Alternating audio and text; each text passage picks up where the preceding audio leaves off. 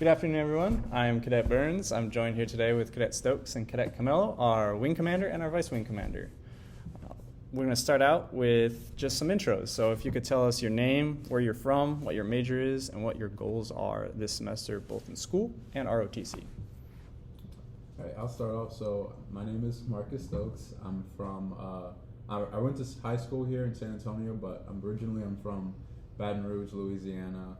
I'm a computer science major, and my goals this year for school and ROTC, on the school side of things, I kind of just want to take care of what I need to in order to graduate. I am a extended cadet. I extended my degree, so I just want to take care of what I need to for my classes, meet my GPA standards. There is a semester project that I do have for a software class that is going to look pretty good for my resume, so Awesome. I'm excited about that. That's cool. And then on ROTC side of things, just use this position as the cadet vice wing commander to make this improve the training for this detachment and make Awesome. this program something that cadets can get something out of, not just on the military side of things, but in their own personal lives and in the real world going forward. So those Awesome. are my Thank you. Those I would say are my goals. Cool. How about you? I'm Jason Camelo. I am originally from California, but I was also on the enlisted side, so I did active duty Air Force for about 13 years, so I don't really call California home I haven't called California home for a long time. But I'm originally from California. I moved around a little bit. I am a business management major, senior currently. I'm projected to graduate this summer. I'm going to miss you. Say it again? I said I'm going to miss you. I know. I'm going to miss this place too. But as far as education goes, I want to continue with what I've been doing, which is get good grades. I want to make sure that even though I'm having this position of the wing commander, I'm still continuing with my education. I still get the straight A's or close to that, so that way my GPA stays where it's at, because I would like to graduate with honors. That's awesome. For ROTC, just kind of something that I've always been taught: leave the place better than you left it. Absolutely. So my goals is to just do what I can to improve the training here, so that way when I leave, I guess a legacy can be established, and moving forward they have better traditions, better training, and it can just be incorporated for the future. Some really good goals. So you said you were enlisted. What was your job on the enlisted side? So I did aircraft maintenance. Okay. I worked on C-130s. I loved that job. Big planes. It was great. Yeah, it was the best plane that the Air Force has. So do you miss the enlisted side at all? There's some things that I miss about it. The enlisted side showed me a lot about camaraderie and teamwork, and that's something that I'm bringing here because I want to instill that same stuff that I learned, but also just with the actual job. I miss the getting my hands dirty. I miss Absolutely. working on the plane, Absolutely. changing the tire. I miss the fact that I could see my work fly up in the air and say I worked on that. But with that being said, it was time for me to move on to try something different, and I'm excited for what the future has. Last question for you. How difficult would you say the application process for commissioning was for you? It was somewhat difficult because there's just a lot of paperwork that has to be done. There's a lot of information that you have to find that it's not readily available, so you have to do a lot of research. And then on top of that is just trying to get your endorsement, trying to get your commander's approval, and also making sure that everything is correct before you send it in, because obviously it's not just you send the application and you get accepted. It's you send the application, you're going against a bunch of other people, so you got to do what you can to make it look good. You got to stand out. And you got to try to stand out, yeah. but within reason. Like, you don't want to lie about it. You want to make sure that you're putting all the right things in there. So it was somewhat of a challenge. However, I did what I could. Honestly, when I first signed up for it, I didn't think I was going to get it. And I talked to my wife and told her, like, I don't know if I'm going to get it, but we'll try again next year. And shortly after I submitted my application, my commander came up to me and was like, congratulations, you're going to be an officer. That's awesome. Blew my mind. I was so excited. Yeah. I'm still excited to be here. Such a great feeling. Oh, yeah, definitely. So, Cadet Stokes, we heard that you have some ROTC experience. Yeah. Can you tell us a little bit more about that? Yeah, definitely. So as I mentioned before, I'm originally from Louisiana, Baton Rouge. I moved here for high school, but my first year of high school, I was just searching for something to do. Whether it was like football, basketball, I wanted to do something. I wanted to get involved. I wanted something to do in my free time. and it kind of guided me just kind of as to what direction I want to take in my life. And I had a friend recommend ROTC for me, and I didn't know anything about the military, so it was just like, okay. I mean, he was explaining to me some of the things that they did day to day, and I was like, okay, I'll give it a try. And I mean, like I said, I was just willing to try anything at that time, and it's honestly been probably one of the biggest decisions in my life, or one of the best decisions I've made in my life. Yeah. And it's written. I did the Army ROTC. Yeah. So I mean, it's different than Air Force, obviously, but it's just learning more about what the military really is, the different type of people and the connections that you can make within it. And my junior year going into my senior year, I started really looking into the Air Force, and I looked into getting in ways through college to become an officer, or after college for officer training school. And then I found a scholarship out of high school, and I applied for that. Had my interview here actually at UTSA. Captain Garhardo, who's now Major Garhardo now, was the one who interviewed me, and he really convinced me to come here to DET 842. Okay. And Colonel Rendell, they really had something against Texas A&M. So all right. they were just like, don't go there. And those were my two options, right? But yeah, and had that interview, and I remember December of my senior year, that's when I got the email saying I got the scholarship opportunity. Right on. Ever since then, I've been focused on doing what I need to do to prepare myself to be the best officer that I can be, and be the best cadet I can be in this program. That way I can go into the other side and set myself up for success. I like it. What would you say was like the defining moment that made you go Air Force over Army? So the defining moment that made me go Air Force over Army, it was, I want to say, late in my sophomore year. We had like some people from UTSA come over. I think it was from Air Force ROTC come over that actually gave a presentation, and we had more Air Force people later on talk more about the Air Force and just kind of more of the technical skills, because I was always a STEM kid.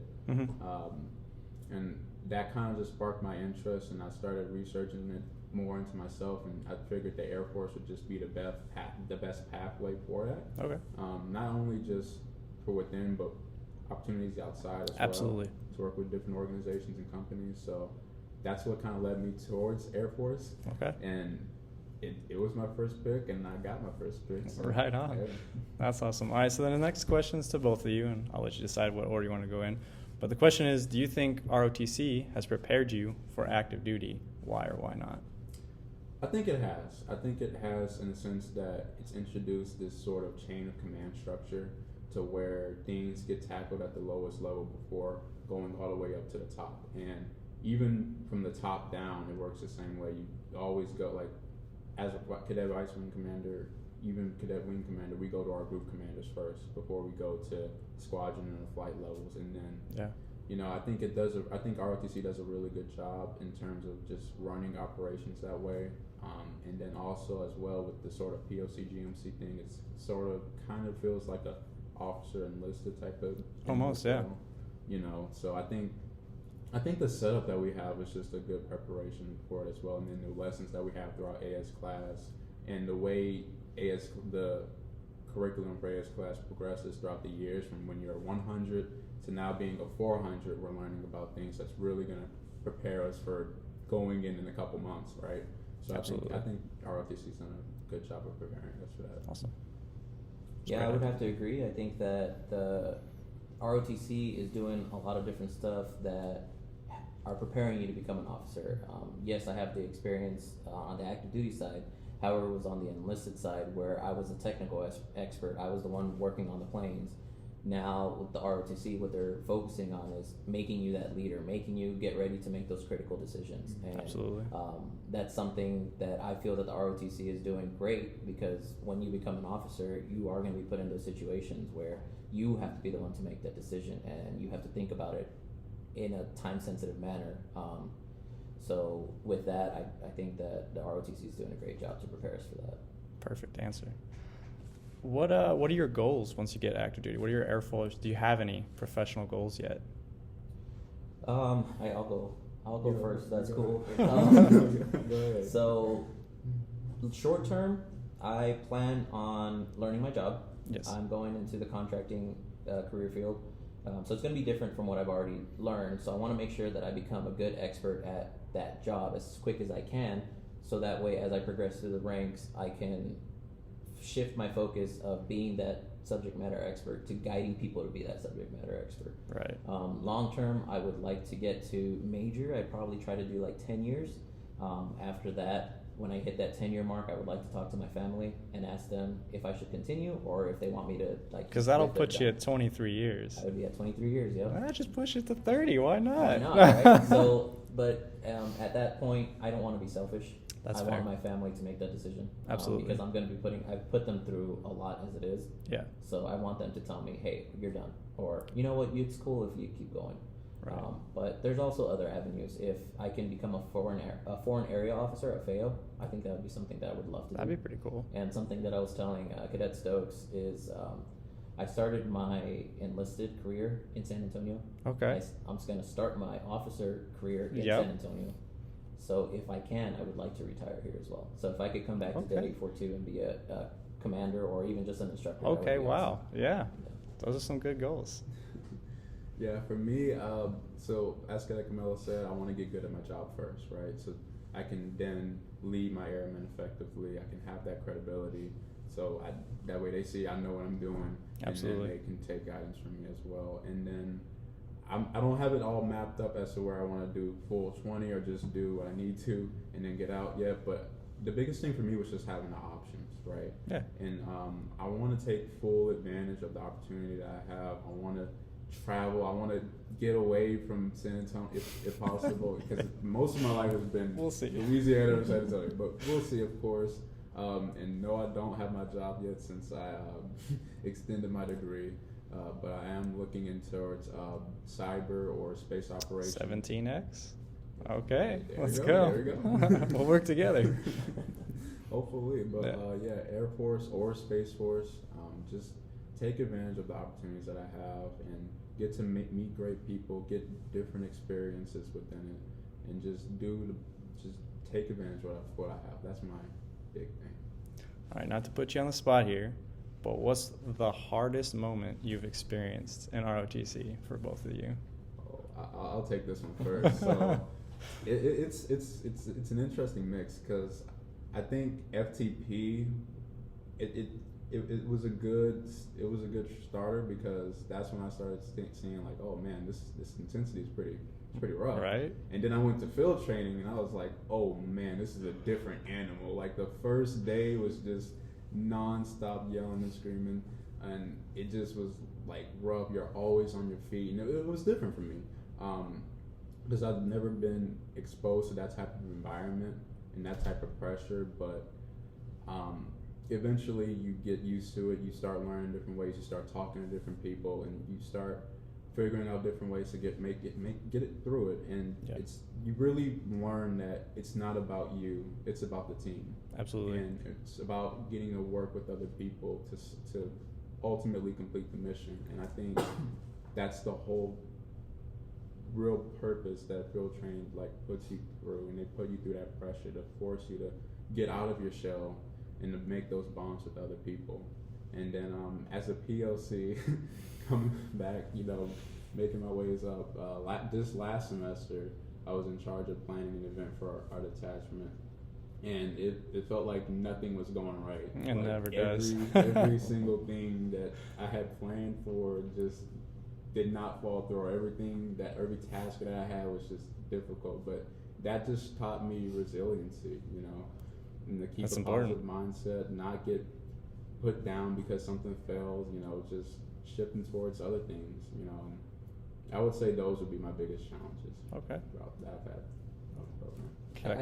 I'd have to agree with him. I think everyone in ROTC will say that FTP was probably their hardest time.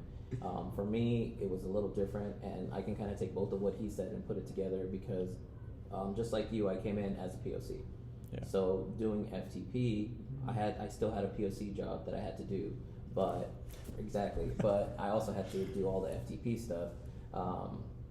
so I got to a point early on in FTP, which I'm glad it happened early on and not later on, where I was overloaded and there was so much going on. I had a lot of shifts doing LRS because that was my POC duty. I had a lot of stuff that I had to do for FTP, and on top of everything, I was taking 18 semester hours. Wow. So it pushed me to that limit where I realized that I had to talk to someone. So I talked to my commander at the time and told him, hey, you know, there's too much going on right now. I need help. And luckily, I spoke to it was Cadet Ray at the time. He was the squadron commander. Nice. And I told him, and he was like, yeah, like we can change your schedule. We give you 1 day instead of however many you had. Let me know what I can do to help, this and that. And when I finally spoke to him and talked to him about that, I realized that time management is key to everything. And if you don't have things written down, if you don't have a schedule and an idea of what you have to do, you're never going to have that free time. You're never going to have that time to just unwind. So I think FTP at the beginning was super hard for me, but I figured out how to just move everything around to make things work, and here I am. When you talked to Cadet Ray, did you immediately just feel the stress come off of your shoulders? I did, actually. It wasn't like I spoke to him in front of everybody. We were just one-on-one, we were together, and I was able to open up to him. I was able to be vulnerable. And I think that's something that is important for people, is to show the vulnerability. Absolutely. Because he saw how much I was struggling. With that, he helped me out, and he guided me, told me how he can help me, and that made FTP so much easier. Gotcha. And this question is also to both of you.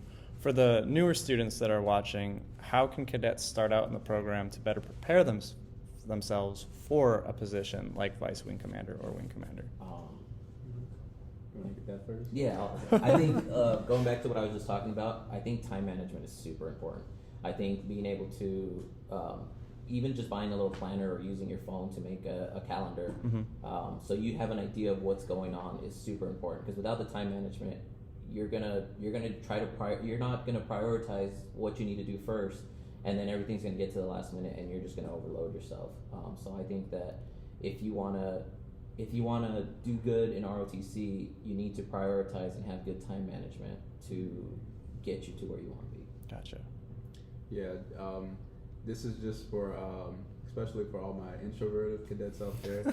Do stuff to get yourself out there. You know, put yourself in uncomfortable situations, because when you're the Vice Wing Commander, you know, everyone's looking on you. You always got the eyes on you. So I mean, getting uncomfortable or with the uncomfortable is something that is always harped on in this program, and it's something that I would say day one, you know, take it in, you know, volunteer for different positions, you know, ask different questions, you know, just do different things to put yourself out there, get your name out there known and stuff, and build connections with others.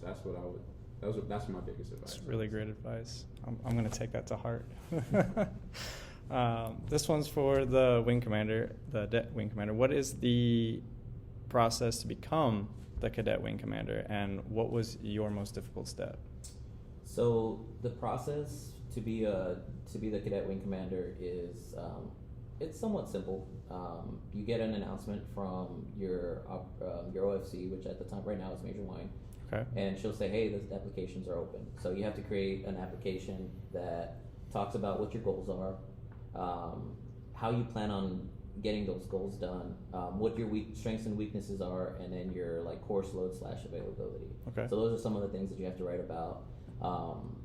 And it's really all your goals, what you have to do. So sometimes it's a little hard to write about yourself, and I think that's probably the hardest thing. After you go through that application process, then you have to go through an interview process where you sit down in front of all of cadre and the current wing commanders at that time, and they're all just going to ask you questions.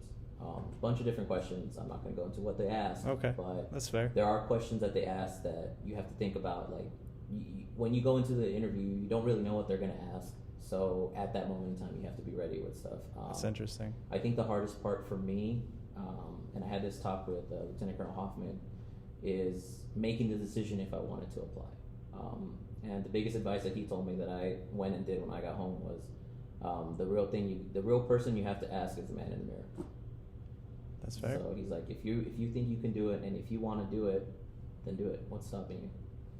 Here I am. Nice. Did you have to go through the same process as well? I did. We everyone who applied for Wing Commander, you have to go through that same process, and we all did get interviews. And I would say the toughest part about it was just coming up with that package, coming up with your true goals, your true how you want to execute those goals, and then applying that towards the interview. And I actually had a really good interview. That's good. That's good. But yeah, I mean, I had to go through the same process. Okay. What kind of habits throughout your ROTC life and your student life did you need to establish in order to make sure you got to where you are today? I think what he was mentioning earlier with some of his advice that he would give to new cadets is time management. Something that I really had to learn going into college was managing my time, because at first it seems like first it felt like I had a bunch of free time or whatever, but then like you just kind of be like, oh, well, I have a month to do this assignment. Like, I got time. Like, I'll just push that off. Yeah, I'll push it off, right? And then next thing you know, a week passes, and then you get something else coming up that's due, and so you're like, oh, okay, let me do this right now because it's due now, instead of working out on that assignment because I still have time for it. Right. Well, guess what? You eventually get to the week that the assignment's due. You look at the assignment, and it's like, oh, I needed a month to do this assignment. Right. So, time management, planning out things. Of course, you want to take priority with stuff that's due before others, but I mean, you want to set aside time to work on things, and really be proactive.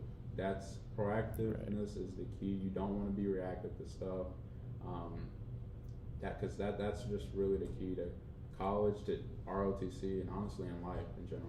I'd have to agree. Yeah, I'd have to agree with that.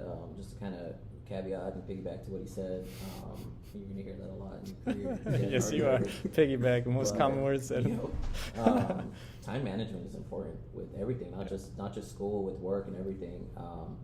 If you don't write stuff down, how are you gonna know what's gonna happen or what's going on? Right. Like some people have a good memory, but even that, it gets to a point where your mind gets filled up with so many tasks, so many things. There's a lot of little things that come up. Exactly. So if you write stuff down, you're able to prioritize. Like for me, I learned to have a planner, to write everything down for the semester, to include everything that's happening with ROTC. And then on top of that planner, right next to my desk at home, I have a calendar, a weekly calendar. Yeah. And on that weekly calendar, I'm like, okay, these are the assignments that are due this week. Mm-hmm. These are the notes for the week. For example, I wrote right there, it's like things to happen this week. I was like, podcast. So to remind myself, like, hey, get ready for this because this is going to happen. So knowing that everything is coming up, I'm able to be like, okay, it looks like Tuesday I have some free time. So at this time, I'm going to work on my homework. I'm going to get ahead. I'm going to try to do stuff so that way on the weekend, I can enjoy myself. I don't have to worry about it. Or if I have to prepare for the next week, I can start doing that. Right. And then once I'm done with all my stuff for the week, I erase it and I put the next week in there to start getting ready. Those are great habits. I would definitely recommend that. Okay. What is your vision for the detachment? My vision, I know you said you wanted to leave a legacy. I do want to leave a legacy. Yes, sir. I want to instill a training environment that promotes development, professionalism, and just getting everyone ready to become an officer. Okay. I think that is something that you hear. I mean, you hear it a lot because that's a vision that comes down from headquarters, from the Southwest Region Commander, from even our detachment commander. They have almost the exact same things that I have as a vision, but it's there for a reason. Right. And if you don't foster that kind of training environment, how do you expect your people to lead? And it's not necessarily to become an officer, because it's the detachment. Unfortunately, not everyone gets to become an officer. Right. But during their time in the ROTC, I want to train people in development to become good leaders. So if they end up not running in that path of being an officer, they can still be exceptional leaders. That's fair. So piggybacking off of that, I love it. That's great. Right. I mean, and it kind of goes back to my goals for ROTC this semester. I mean, I want to leave behind something where people aren't just getting things that can only apply to the military, right? I want people to get skills that they can use in other careers, because like Cadet Camelo said, not everybody gets to become an officer through this program. And I mean, like the stuff that we just talked about, time management, resiliency, being proactive, like that's stuff that can apply everywhere. Right. 100%. You know, and I mean, I want people to also have fun as well with this, you know. We're not just, you know, people in uniform too, you know. Yeah. I want people to be able to make connections and also have a lot of fun in this program, you know. Enjoy kind of sort of somewhat college experience. I like it. Well, thank you, gentlemen. Those were all the questions I had for today. So that's it for the podcast. Join us next time when we interview the UTSA football coach. Thank you. So we can stop there.